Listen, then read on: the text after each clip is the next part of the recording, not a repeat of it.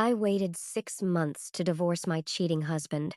6 agonizing months of pretending everything was perfect, cooking him dinner, and smiling at his family. Why? Because I didn't just want to leave him. I wanted to destroy him. And I needed to wait for the perfect moment. Let me back up.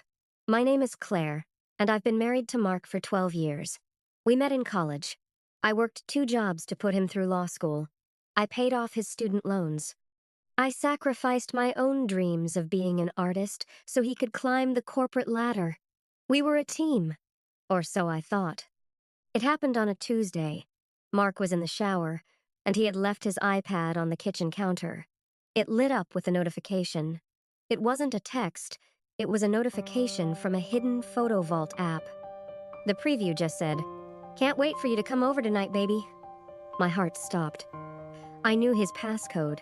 It was our anniversary. I opened the app. I expected to find messages. What I found was a library of betrayal. Hundreds of photos, videos, screenshots of hotel bookings. And the worst part? The woman in the photos wasn't a stranger. It was Jessica, the 24-year-old intern he had been mentoring for the past year. The same girl who had come to our house for Christmas dinner. The girl I had given career advice to. I ran to the bathroom to throw up. I wanted to storm into the shower, scream, and kick him out. But as I sat on the cold tile floor, a terrifying calm washed over me. If I confronted him now, he would hide his assets. He would spin the story. He's a lawyer. He knows how to manipulate the truth. He would leave me with nothing but a broken heart. No, I needed a plan. I wiped my face, put the iPad back exactly where it was, and went downstairs to make coffee. When he came into the kitchen, I kissed him on the cheek and told him to have a great day. That was the hardest acting performance of my life. Phase 1 was information. I hired a private investigator.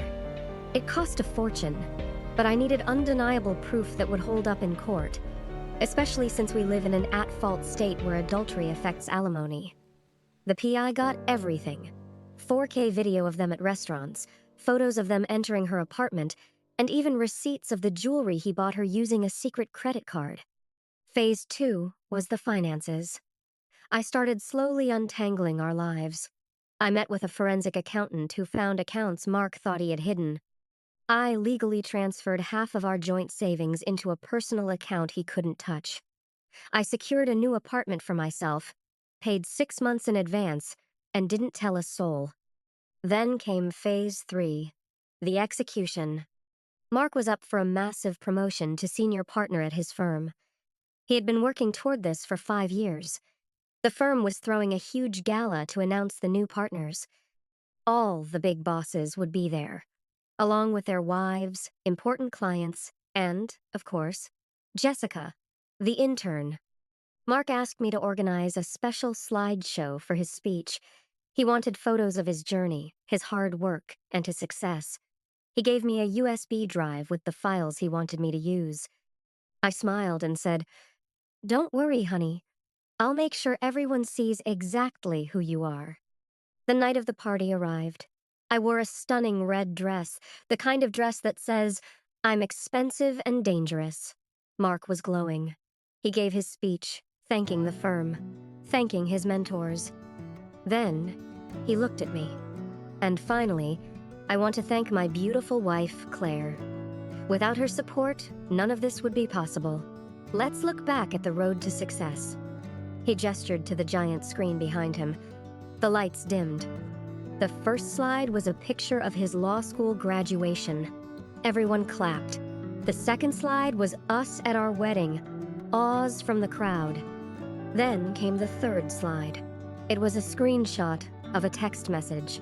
Mark to Jessica, "I'm so sick of her cooking. Can't wait to taste you instead."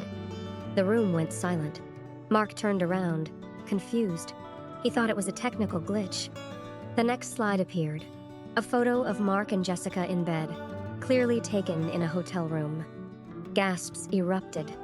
I saw the senior partner's jaw drop.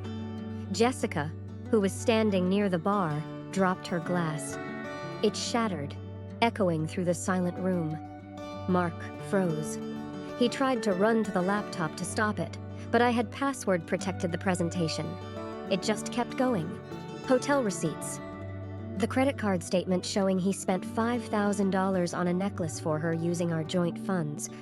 A video clip of them kissing in the firm's parking lot. I walked up to the microphone as Mark frantically signaled for the tech guy to cut the power. "You're right, Mark," I said, my voice steady. "Without my support, you wouldn't be here. And without my silence for the last 6 months, you would have gotten away with it. I've already filed for divorce. The papers are on the table by the exit. Oh, and to the partners of the firm, do you really want a man who lies to his partner representing your clients?"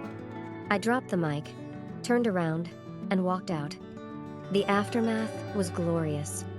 Mark didn't get the promotion. In fact, the firm fired him for conduct unbecoming and for the inter-office relationship policy violation. Since he lost his job, he couldn't afford the mortgage on our house, which I forced the sale of during the divorce. Jessica left him as soon as the money dried up. I took my half of the assets, moved to a new city, and opened my own art gallery. Sometimes, the best revenge isn't screaming or fighting, it's patience.